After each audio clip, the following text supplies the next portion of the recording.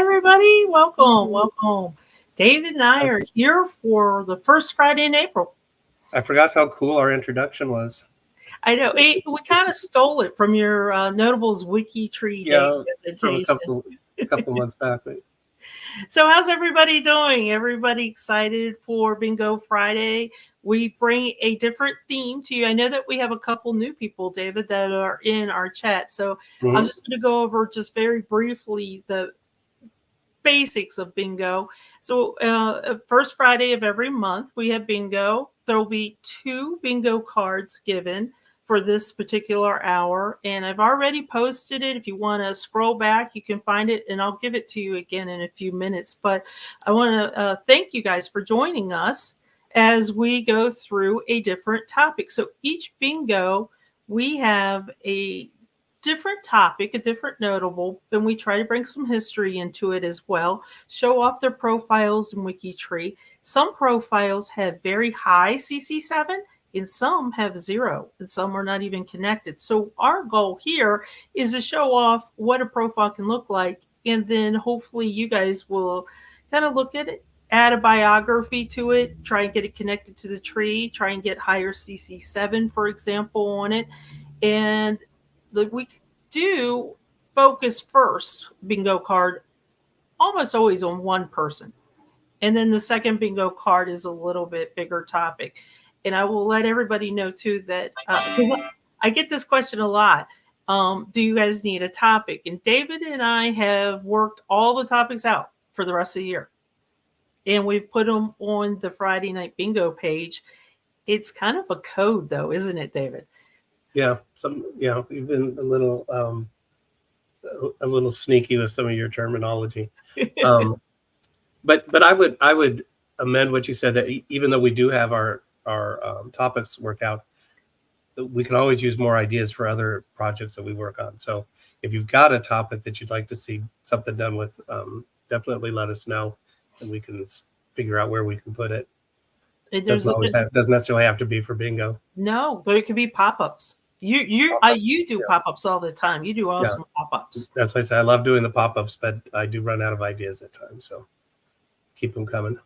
And it seems like everybody's busy. So David, is it where you're at in Texas pretty warm? Yeah, it's in the low 80s here. I think everybody's going to be jealous because I was reading the chat, and there are quite a few people that are dealing with snow still. Yeah, I'm hoping it's going to stay. We're right in the path of the eclipse for Monday, but now they're saying we might get clouds, so we'll see. But we're going to be total darkness. That's right, you will be, won't you? Yeah, so that's going to be cool. You'll have to let us know how it went and share pictures. So I'm sorry, that is Reese's in the background.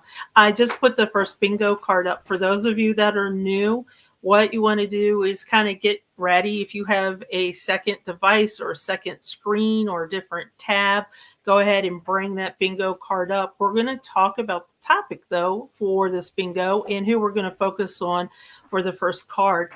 Then we'll do the bingo game, the first bingo card. So, David, this is your topic this month. This is your topic, and I will give everybody a little bit of hints about this topic too. If it's our American cousin, but Lincoln, is Lincoln American cousin? Are you guys a cousin to Lincoln? And I will post his profile in just a minute. But David started this project in 2022. So tell us a little bit about it. This was actually the very first project I started when I was still fairly new on WikiTree. And it is Our American Cousin. Our American Cousin was the play that Abraham Lincoln was watching on the evening that he was assassinated. And what this project covers is the cast and crew and orchestra that was performing that night. So we have identified through various sources all of the actors that were participating that evening, all of the crew members that were on the Ford's Theater team, and a good number of the orchestra. There is no master list of orchestra out there, but we've, through various sources, been able to pull the names of some. So the goal of the project is to, just as Sandy was saying earlier, to connect all of these individuals to the big tree, get their CC7s up. But then beyond that, my hope is to really make these profiles shine. These individuals are the vast majority of them are not considered notable as far as WikiTree standards go. They do not have Wikipedia pages, but they were, but many of them were very popular in their time, and they had, a really amazing experience that they went through. Some of them, it destroyed their lives, to put it bluntly. Some of them never recovered from witnessing what they saw. What a lot of people don't realize, perhaps, is as soon as the assassination happened, the theater was shut down, and the actors were all basically held in custody as suspects, and some of them were held up to a couple months. So, talk about a traumatic experience, being accused of participating in the assassination of the president, when you had nothing to do with it. And I will tell you guys, as I used to live in this area, I was raised in this area, so some of the names that you hear, I'm very familiar with because we drove by their farms, their houses all the time. It just was second nature to us. But if you have lived in the Washington, D.C. area, been to Ford's Theater, it's this beautiful old time theaters with the velvet curtains and the boxes. It's just beautiful. It's not a huge arena. So when David starts talking about these people and also Lincoln being shot, think of yourself as one of those beautiful old time theaters that are wooden. They have the stage in front of you, the velvet curtains. Everybody's dressed for the event because this was after the Civil War. We're sitting there, we're winding it down for the Civil War. People are starting to come out. I kind of equated a little bit to COVID, how we're starting to come out of COVID and see they wanted to be dressed in their best. The actors were back. They were acting. The orchestra was there. They were having a good time because just think about it. The president was coming and you wanted your best. So I want to get everybody in that mindset. And then David's going to take us on a trip. Yeah, and you do have to remember that this was 1865. It was a different world back then. And going to the theater wasn't what it is today. It was, they didn't have movies. They didn't have television. So going to the theater was something that the masses did. It wasn't like people going to Broadway now that you got to pay, $300 for a ticket. This was something that both the upper and lower classes were able to participate in. And the theaters, as they worked back then, they had what they called a stock company. So they had a team of actors and crew members that worked at the theater and put on different plays rather than bringing in a new cast every time a play was performed. They had the same people performing over and over. And sometimes they would, at the last minute, they'd say, tonight, instead of doing play A, we're going to do play B instead. And they'd switch it up. Cast members would take different roles. Sometimes the crew, if somebody was sick, one of the crew members would step in and play the role. And then what they had were the big stars that would come in. And today our focus is going to be on Laura Keene. She was the headliner the night that Lincoln was assassinated. And I'm going to tell a little bit about her story. And then we'll talk about what happened the night of the assassination itself. But Laura Keene, she was born in 1821. I believe, let me make sure I got that date right. No, I'm sorry, 1826. She was originally born Mary Frances Moss. She was from a fairly well-to-do family. They had some pretty significant connections. But she was born in England, and she married at age 18. She had 2 children. Her husband was the nephew of the Duke of Wellington. So he was a man of some esteem. He was also, though, apparently had some criminal tendencies. We don't know exactly what he did, but we do know that at some point he was arrested and he was shipped off to Australia. And that was the end of that marriage. So she's now left with 2 children and no money. But she has an aunt who was a fairly famous actress at the time. And her aunt said, come on over to my theater and I'll put you on stage and we'll make you a little cash. Well, she was a hit. People loved her, and she happened to be seen by an American theater owner who said, "Come with me, I'll take you to America and we'll make you a star." And so she hopped on a ship and sailed to America. She changed her name, however, to Laura Keene, because back then it was not seen as being appropriate to be a single, an unmarried woman with children and performing on stage. So she kind of had two separate lives. She was Mary Frances Moss, the mother, and probably I'm gonna guess she claimed to be a widow rather than the wife of a convict. But her mother took care of the kids, and then she went off as Laura Keene and did her acting. She went to the United States. She became, again, she was a hit right from the very beginning.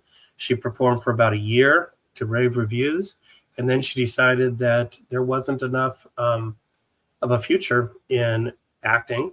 Even as a star, you only make as much money as your manager is going to give you. So she went off and became her own manager and opened up her own theater in New York City. I'm sorry, not in New York. She was in New York City. She moved to Baltimore and opened up her theater in Baltimore. And she managed it. She hired all the cast and crew. She picked the scripts that were going to be played. And very often she starred in the shows as well. So she basically did everything. And she became very, very successful as a theater manager. She is considered to have been one of the most powerful theater owners of that era, and definitely the most powerful female theater owners. There were some others, but she was definitely at the top there. So she wasn't, though, content with managing this small theater. So she decided to do some traveling, and she traveled to California, performed in San Francisco and a few cities on the West Coast. Then she went to Australia, where she performed. Came back to California, performed some more, went back to Australia, performed some more.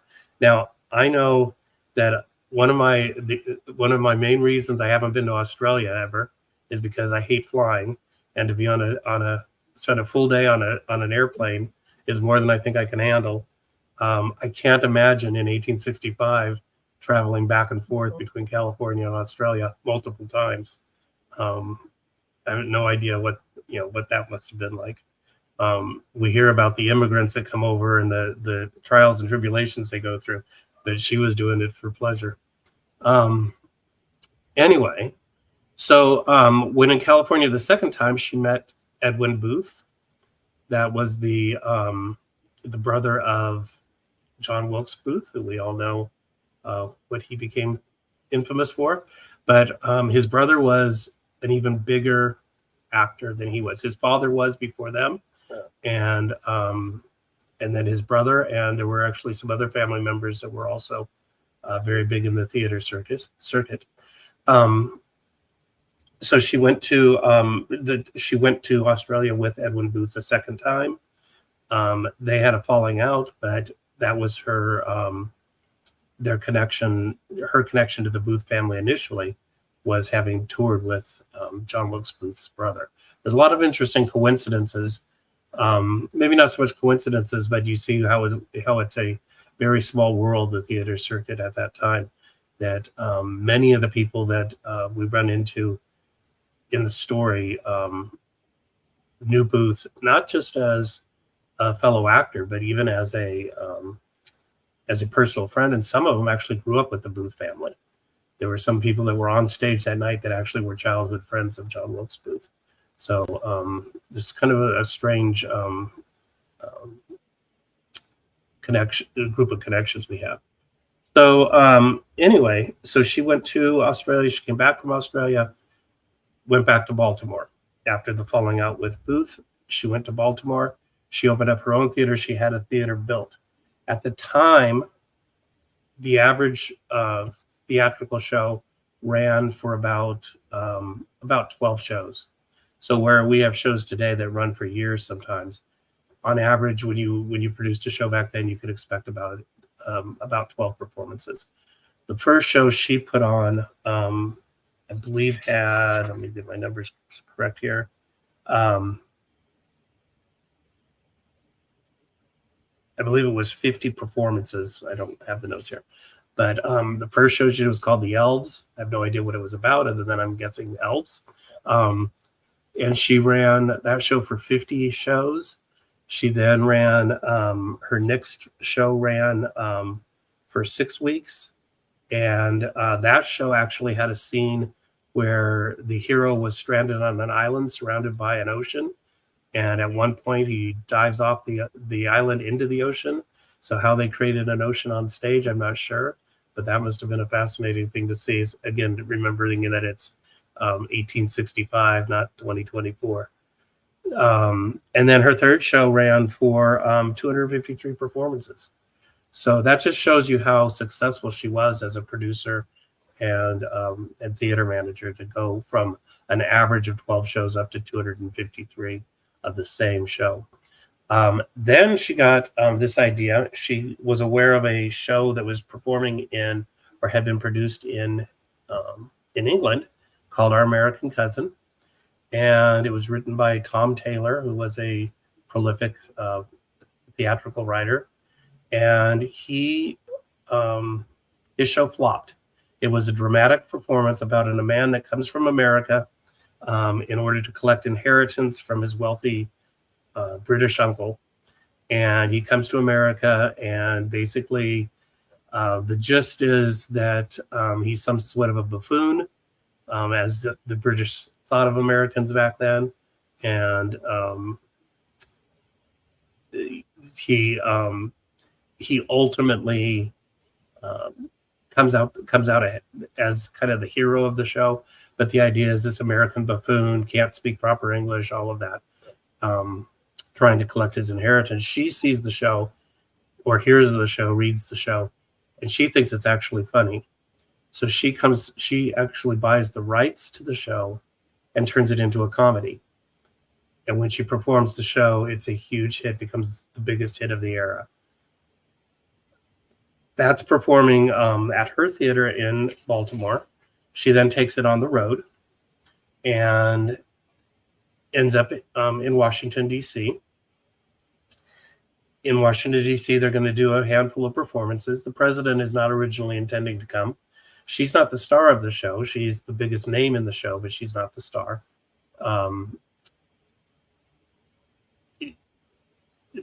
The owner of the theater, she's at Ford's Theater. The owner of the theater is John Ford. He leaves town because it's not a big deal. He leaves town. He goes down to Virginia, which is a big mistake on his part, which we'll talk about momentarily. But he's off in Virginia, and he leaves his brothers in charge. He has two brothers. They're both in their young 20s. He leaves the two of them in charge of the theater. Well, they realize that Friday is Good Friday, and they're not expecting a lot of people, but they have this idea: what if we invite the president? If the president comes to the theater, we'll sell the house out. So they send an invitation over to the White House. The president doesn't want to go. He is exhausted. The Civil War ended 5 days earlier. So he's just come out of a major ordeal that he's been dealing with, and his wife says, let's go to the theater. That's not at all something that he's looking forward to. But he agrees. He needs a night out. So they invite the Grants, General Grant and Mrs. Grant, to go with him. But Mrs. Grant does not like Mrs. Lincoln. So she makes up an excuse, and they get out of going to the theater. And instead, the Lincolns apparently actually contacted several people who turned them all down, which is just amazing that if the president of the United States asked you to the theater, that you would say no. But they had trouble finding somebody to go, but they finally found a young soldier that was part of the White House team, and he and his fiance went with them. So the four of them went to the theater, and Laura Keene. Well, let me see. Before we go on, how close are we to wanting to do the bingo card? I would say we should do it because I already know the second bingo card as Yeah. well, So and we don't want to give away too much right. So information. let's do the bingo card before we move into the second part. And then when we talk about doing the bingo, let me go ahead and give everybody the rules for bingo real quick. So for bingo, once you get the card up on your screen, you're going to click on the word that we call out, just like any kind of other bingo, except we use words instead of numbers. Click on it. You need to get either diagonally, vertically, or horizontally to win. The first person who types bingo in the chat is the winner. So 5 of you might have won at have bingo at the same time, but whoever's quick draw and can type the fastest, that's who gets the prize. The prize is a mug from WikiTree, and you can only win once every 6 months, and that's you or anybody in your family as well. Let me just go ahead, and that just kind of shows you the horizontal, vertically, and diagonally to get. There is a free space in the middle. Feel free to click that now. Give that a test. If you happen to click a box by accident and you're like, oops, didn't mean to do that, just click on it again, and that will take care of that. Let's go ahead. Let me bring up the bingo, the very first bingo card that we have here. And just remember, you guys know, but for those of you who are new, feel free to yell at me, put it in caps, bingo, bingo, bingo, because once I start kind of talking about bingo, it's fun. We talk about the different topics that we have coming up. And let me bring this up. And let's get going. I was going to say a couple of people have posted here, or at least Anne has posted, and this was true, that she went to Australia to look for her husband. That was early on, not when she was touring, but she had an earlier trip where she did go to Australia to find him to get a divorce. And it's not clear whether she didn't find him or she found him and he refused the divorce. But she did not get the divorce. They were married until he died, which was 1860. Okay, let's go ahead and start. Okay, so Mary Todd Lincoln, that's going to be Abraham Lincoln's wife. And as David kind of mentioned earlier, that some people declined, and you mentioned specifically because of Mary Todd Lincoln, she was a challenging person. She was not easy. She was extremely emotional. She would lash out at you as well. She would cut you to the bone. She was not an easy person. And to go and have a good time with her was just something that wasn't done. Yeah. I'll just leave it like that. And I'm going to mention that she at one point later in her life was placed in an insane asylum by her son Robert Todd Lincoln. Much of that was directly related, I'm sure, to having witnessed her husband getting shot in the head, right, as they're watching the play.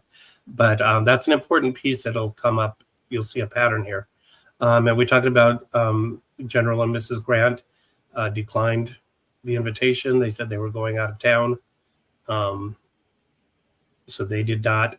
Otherwise they would have been sitting in the booth as well. And who knows what the future of the country would have. It would have definitely changed the American history. So Boston Corbett. Yeah. Boston.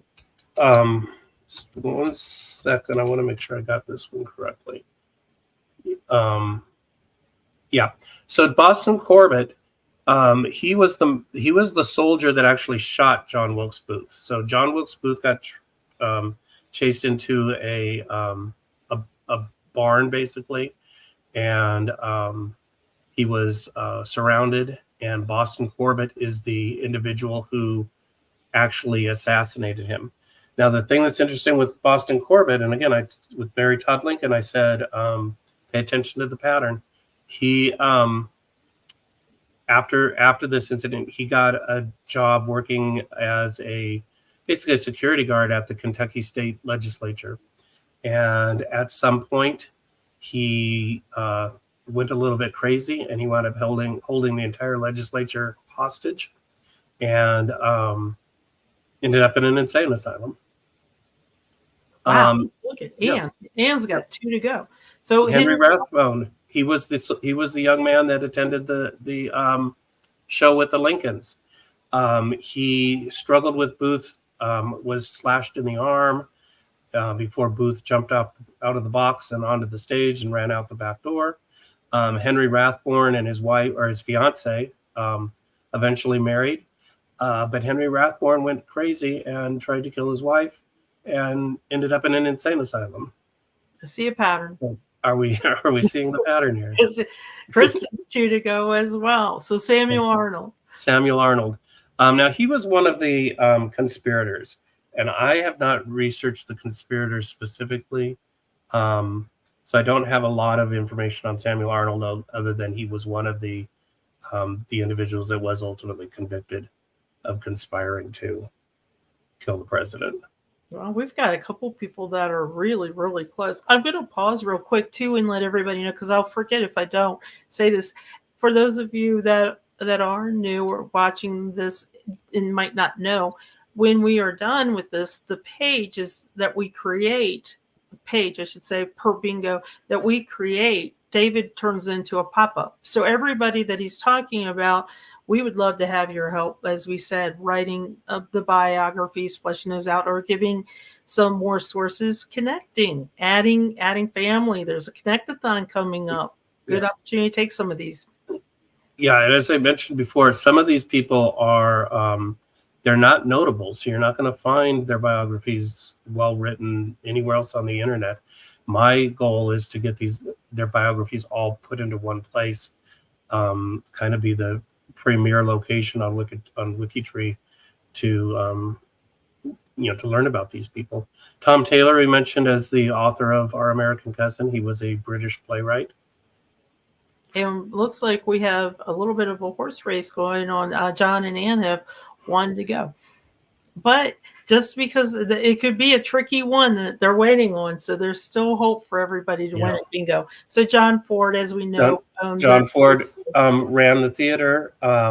He went to Virginia on a trip and was not present when the assassination happened.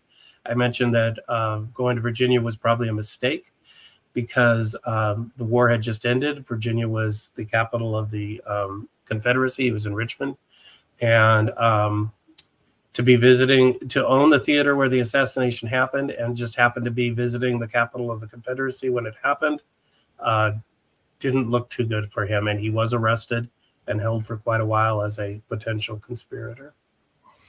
And I'll mention too now that some of you maybe have already watched this movie. Dave and I were talking about it beforehand. There's a movie Robert Redford directed called The Conspirator with Robin Wright. Really, really interesting to see a little bit about that. And I mentioned it is it's also on some free streaming that's out there, but I mentioned it because we might not get to her name. So Officer Parker, this one's a good one. So Officer John Parker was a police officer, a Washington, D.C. police officer, and he was put in charge of guarding Lincoln's booth.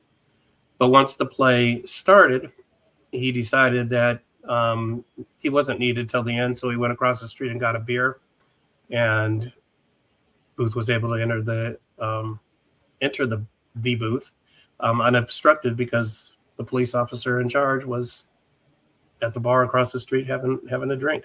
So he was having a good time, and I imagine that you're never going to get over that.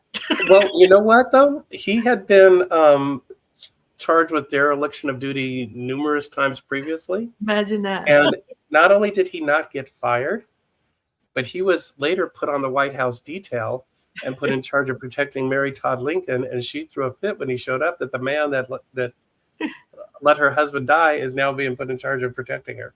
Somehow he did later on get fired for dereliction of duty, but apparently failing to guard the president wasn't enough to lose his job. And he was assassinated. That just wasn't enough. Yeah. So Darren, congratulations. So Darren got it. Okay, so you are going to email Eowyn and let her know that you won the bingo for the first Friday in April, and she will get you all the information you need. That's really cool. So congratulations. And it's really cool because I know that Darren does a lot of connecting. And when we started this hour, I snuck a little peek at a comment that he wrote that says, I need a new project to work on. So here you go. Yeah. So congrats on that as well. Okay, so let's talk about our American cousin a little bit as well. If memory serves me right, you read a book about this, or was it an Well, article? there is a book called Backstage at the Lincoln Assassination, and they do tell the story of the actors. They and many of the crew, as far as what their role was in the that night. Doesn't go into as much about their life stories, but it does talk about what happened behind the scenes that night. It's a very important part of the story because, again, most of these actors were friends and acquaintances of John Wilkes Booth. So when you have a play going on, well, let me add another piece there too. This also took place in Washington, D.C., right on the border of Maryland. Baltimore is not far away. The states around Washington, D.C., that area, they were right on the border of the Confederacy and the Union. So you had people from both sides. And, where if you were far up north in New England, you probably were a Unionist. If you were down in, South Carolina, Georgia, that area, you're probably a Confederate. But if you're in Baltimore, nobody knew necessarily which side you were supporting. You had people leaning both ways. So when you have this play going on, and it turns out that it's an actor who is familiar with the rest of the cast and crew, has been to the theater before, he gets in past security, etc. Immediately, the suspicions start going. How did he get in? Who opened the door for him? What role did each of these cast members, crew members, etc. have? Even the owners, as I said, John Ford was held for several months in custody while they investigated him. It turns out in the end there was only one crew member that was arrested and convicted of participating, and that was Edward Spangler. He was a crew member who was somewhat developmentally delayed, I guess might be the right wording for it. So the question today is, did he really participate or not, or was he just not mentally equipped to defend himself? And they're looking for scapegoats. So whether or not what he was accused of was holding Booth's horse, and when Booth came out the back door, jumped on his horse and took off, Edward Spangler was holding the horse. But whether or not he knew that there was going to be an assassination is a huge question. So, your friend asked you to hold their horse for him, it doesn't mean you're necessarily participating in the act. So, and I just want to address a comment in the chat. Irish John, who's now Welsh John to me, is that where Star Spangled Banner came from? No, that was something completely different. That was from Francis Scott Key. He was in Baltimore, and he was very near, as a matter of fact, where the bridge just went down in Baltimore, looking out over the water. Somebody else earlier in the chat wanted to know the prices. So the price of admission for orchestra was $1. At that time, $1 was substantial money for a lot of people. In the dress circle was 75 cents and the family circle 25. But if you wanted a private box, it was $8 and $10 for the private box. So and so, as you can see from that range of prices, 25 cents up to $10, the theater was something that everybody could enjoy. And think about that, because right now, how many of us are going to be able to be in the same place as a leader of a country to watch a play and pay a small fee to be amongst the crowd where the leader of your particular country is? I don't think many of us will get that opportunity now because of security and things like that. Well, and Ford's Theater, and a little interesting tidbit, they didn't have a presidential box. I'm going to have you go back to that picture above in just a moment.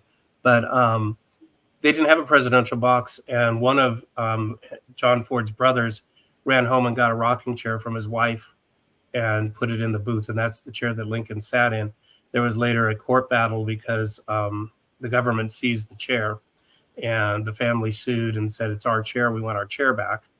They gave it was actually the widow of the brother that got the chair back, and she later sold it by coincidence to Henry Ford of automotive fame, but he has no connection to the Ford family.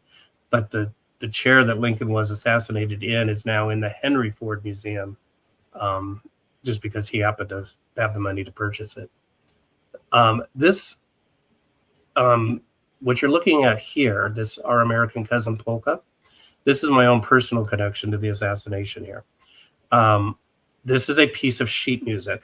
I actually own a copy of this piece of sheet music. And the reason for that is because it was printed by my great-great-grandfather. My great-great-grandfather was a lithographer, and one of the things that he was most known for was printing up sheet music for pianos and orchestras and for all the theaters. And this is the music that the orchestra played the night of the assassination. Now, sheet music back then was a lot like when people collect records and album covers.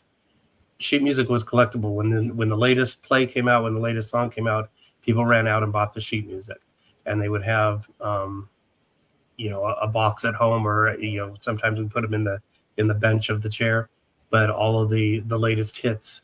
And this is kind of the soundtrack to Our American Cousin. Now, Our American Cousin was not a musical, but there was an introduction, and that comes in as important as well because the orchestra was not present. This is why we don't know who the orchestra was. They came in and they did a song, and then they left, and then they waited till the play was over, and they were supposed to come back and play a second song.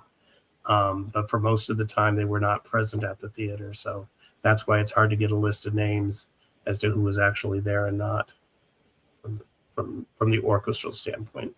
And I put in the chat a link to this page as well. Highly encourage you guys to check it out when you have more time. Look at the pictures, bring them up on your own screen. We don't have a lot of time to go through each and every one of these people that are listed, but David has them listed really nicely, and it also tells you if you see the C, that means they're connected to the big tree. So we have the management. We've talked about a lot of these people as well as we've gone through the bingo this hour, the cast, and David's also let us know what role they played in this particular play, and the orchestra that we're going through. And management, cast, crew, and orchestra. And you'll see there are some that are red. That means we need a profile for them. So there's something for everybody here to work on.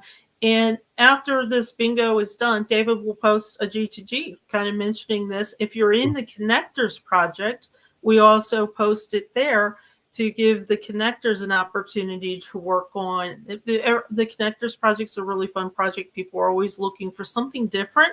Sometimes we want to get out of our own little ancestor world and look at different things. And if this type of event in our American history, or in actors or orchestra, or just management of entertainment interests you, then take a look at this page and go through. And I've also put the bingo card up, the second bingo card, so feel free to bring that card up too. So David, we've got time to look at about two of them. Which ones? So let's do Henry Hawk to begin with. It's Okay. The third one, William Henry Harry Hawk. And Henry Hawk, or Harry Hawk, as I guess he went by, he's important because he was the only person on stage the moment the assassination happened. And he was, this was deliberate on the part of Booth.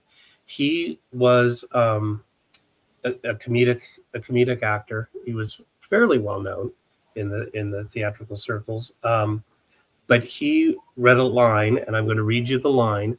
But this line was considered so hilarious at the time that Booth deliberately scheduled this moment to fire the gun because he knew the laughter of the crowd would be so loud that it wouldn't be as easily noticed. And the line is, so he is having a dispute with the grand old lady of the show. The elderly Helen Muzzy was her name, and she played. Let's see, do I have her name here? No, I don't have the character's name, but she played kind of a snooty old British woman, and he was the kind of dorky American cousin. And he said, don't know the manners of good society, eh? Well, I guess I know enough to turn you inside out, old gal. You suckdologizing old man trap. Mm-hmm. Now, I have not yet been able to find out what suckdologizing means, but at the time, that was considered an extremely hilarious word. And just as planned, the audience began roaring in laughter. The president broke into laughter, and then the gun shot was fired, and all hysteria broke loose at that point. But that was the line, and again, it was very deliberate on Booth's part that that's when he fired the weapon. And then, which other one would you like us to see? Let's take a look at. Well, we can look at about down towards the bottom. You should have Jenny Gourlay. And it's interesting you mentioned her because I don't know. Carol? You'll have to let me know. Carol mentioned Maggie. Maggie is the sister. Maggie's a sister, so Carol mentioned that. So Maggie, so father and two sisters were all in this play together. So we had Thomas Gourlay as the father. He was a well-known actor, and his two daughters, Jenny and Maggie, were aspiring actresses. Maggie died young. She died probably 2 years later. I think she was about 22 when she died. Jenny went on to be a fairly successful actress, kind of a socialite, I believe, if I've got my story correct. But if you'll scroll down, the reason I want to show this one, you'll notice. Ooh, I see JedCom. That's what I was just going to say. We've got a JedCom here. And these are the kinds of things, working the Notables Project, we get a lot of very famous people whose biographies are either JedComs or worse than that, cut and paste from Wikipedia. And more frequently than that, just blank. And so I really do encourage people, if you've got any kind of writing ability or enjoy writing, to not just focus on the CC7s and the connections. We got lots of people that do that, and that's wonderful. But we have very few people that actually get in there and write good bios. Now you'll see on many of these, we've got some really, really amazing bios already written. But about half of these people, we either have nothing, or we've got JedComs, or we've got.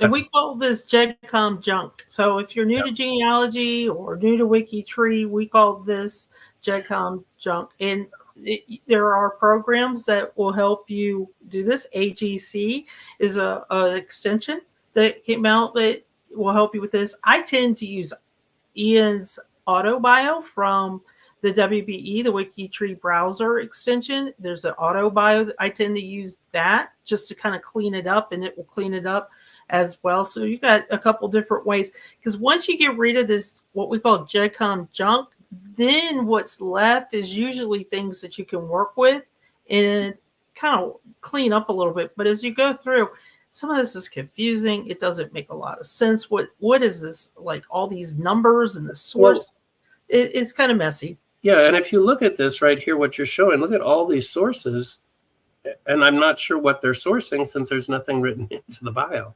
So if we've got all this information, why don't we get some of that actually written into narrative form? And there's well, I'm up to 23, 25 sources here. So there are two of them that are 1900. There's a lot of duplications. Oh, here we go. There's another one that's saying 1900. My favorite that really does nothing is just says, hey, it's over there at that other place, but it doesn't link to a profile or anything like that. That's why I said use AGC, look it up under the extensions for WikiTree. If you don't know what it is, reach out to us or anybody. If you're in a project, guarantee you they know what it is. And also the WBE, the WikiTree browser extension, is what I'll use quite often, the auto bio. And then down below, you see, okay, now we're getting into something that I can read and make sense.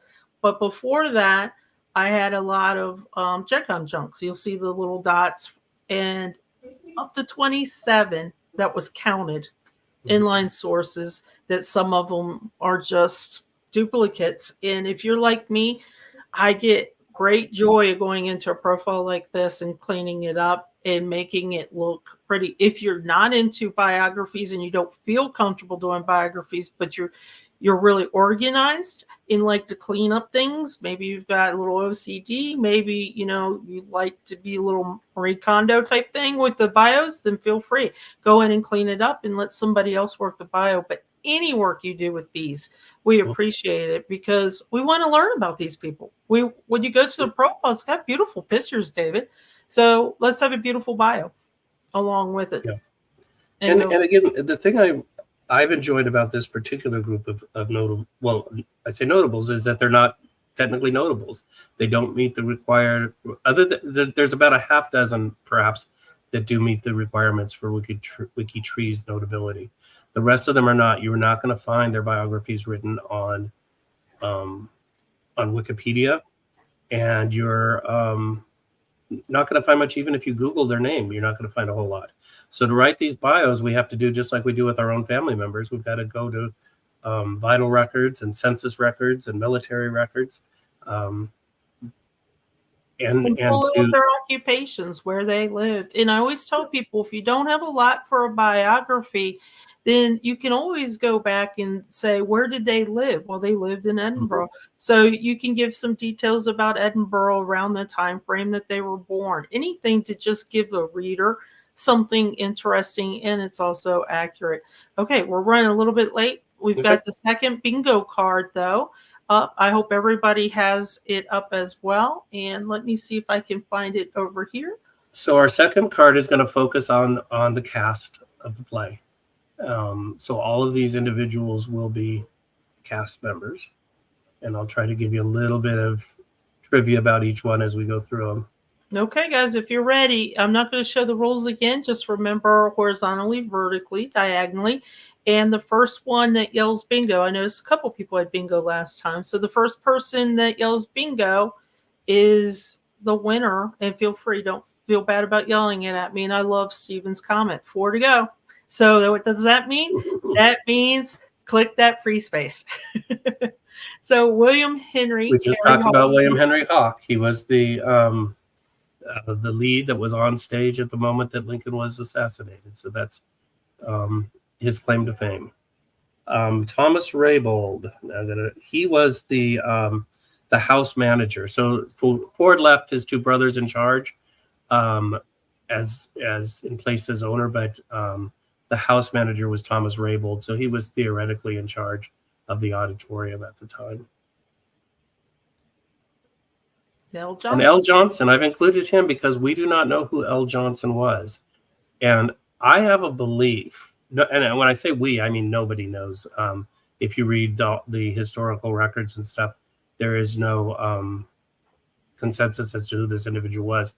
But I believe that the answer's out there. As little information as they're going to have as L. Johnson in Baltimore, I bet if somebody was willing to look through the census records for the L. Johnsons to see who might have been connected to a theater, rule out who couldn't have been. I bet the answer's out there somewhere.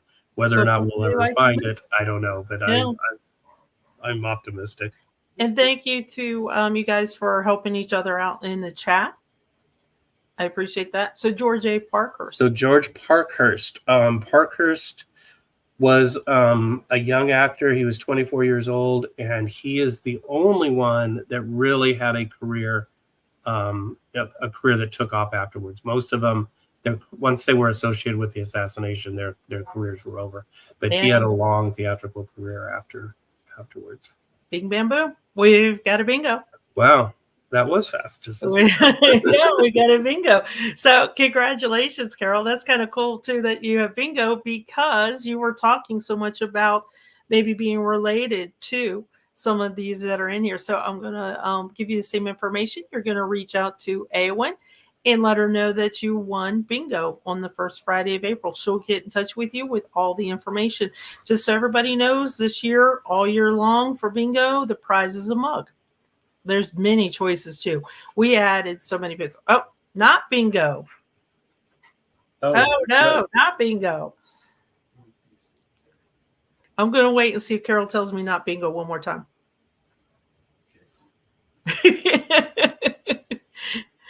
Okay. Okay, everybody ready? Everybody keep their cards, I hope. Yeah, if you want, we'll try and recreate the card as well. There we go. Thank you, Carol. So I know that we have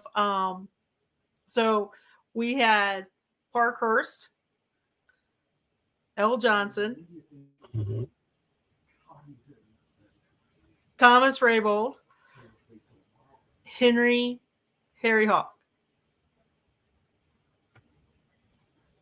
I think that was it, right? Yep, that should be it. Okay, and then William J. Ferguson is the next one. William J. Ferguson.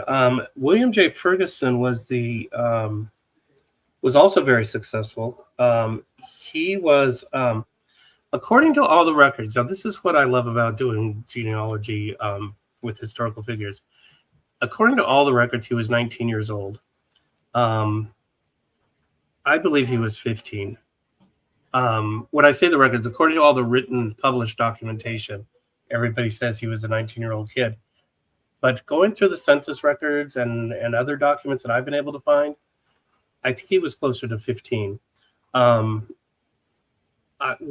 done this. I've been able to do this with a couple different historical events where I've actually found documentation that contradicted what you found in museums and encyclopedias, etc. And I think that's kind of a thrilling experience to realize you know more than what the experts do. But he actually lived long enough to appear in silent films, so he had a long career as well. Joseph Sesford, he was the ticket agent. He was the one selling tickets in the front of the theater at the time. Sorry, guys, I have a little bit of puppy jealousy issue going on. John H. Johnny Evans.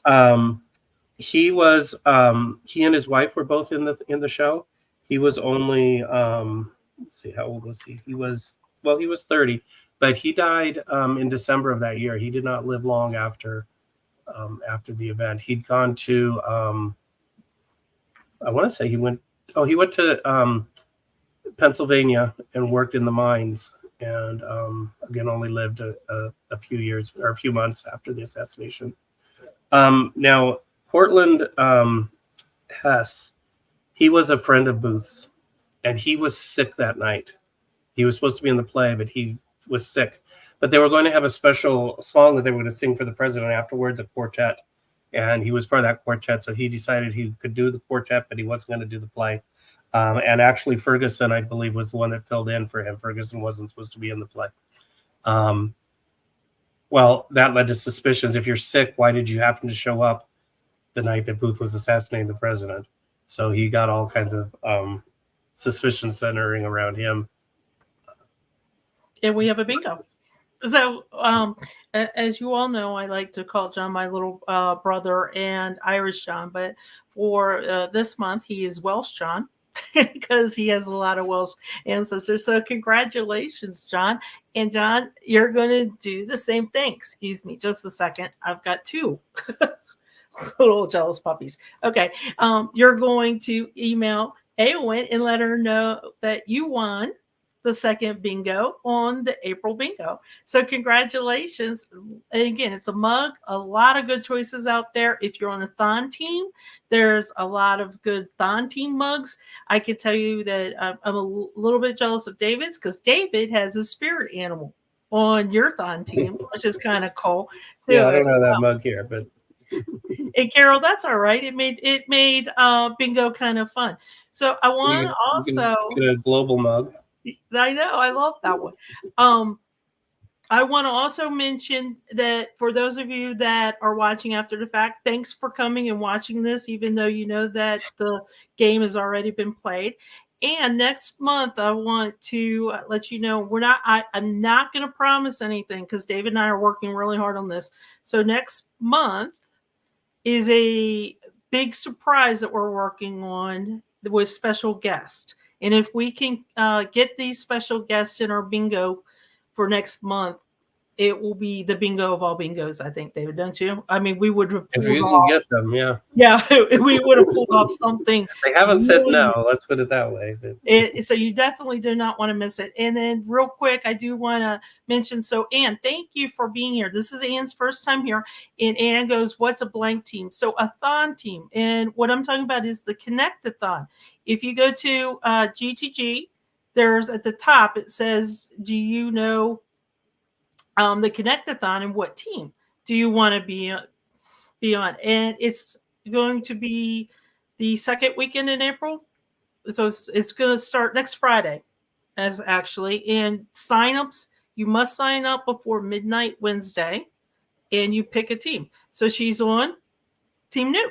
So there you go. And if you want to be on a big team, Sandy's team got first place last year. Our last time. And if you want to be on a tiny team, my team got first place for the tiny teams. And I will say that way it makes it so everybody can participate. So for the larger team, Appalachia won. For the middle team, Germany Genies won.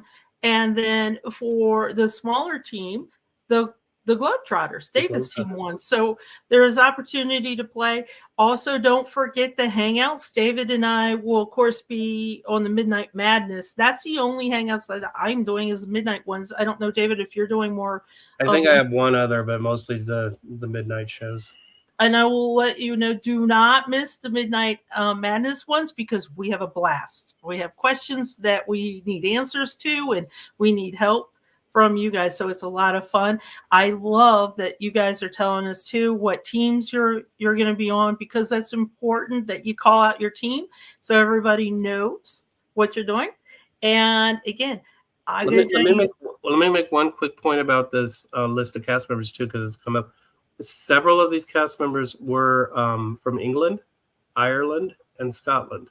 So if you've got interest in those countries, there's a connection. You know, it's a good point because the play is called Our American Cousin, but this is full of global opportunity. But it's a British play. And full of global opportunity. And do not miss next bingo, because if we pull it off, you guys will have a blast. You guys, and even if we don't, it'll still be fun. It will, but if we pull it off, we expect you guys to ask questions too. So it'll be interesting to see what's going to be there. Because, as you know, David and I keep it a mystery. Go to the Friday Night Bingo page for more information. We have the entire year planned out, and you can guess and see what we're going to do. I think that's it for us, David. I'm on vacation, and I'm actually coming back home just for the thon. So I will, you just got back from Roots, so we will see everybody at the Hangouts. All right. Bye, guys.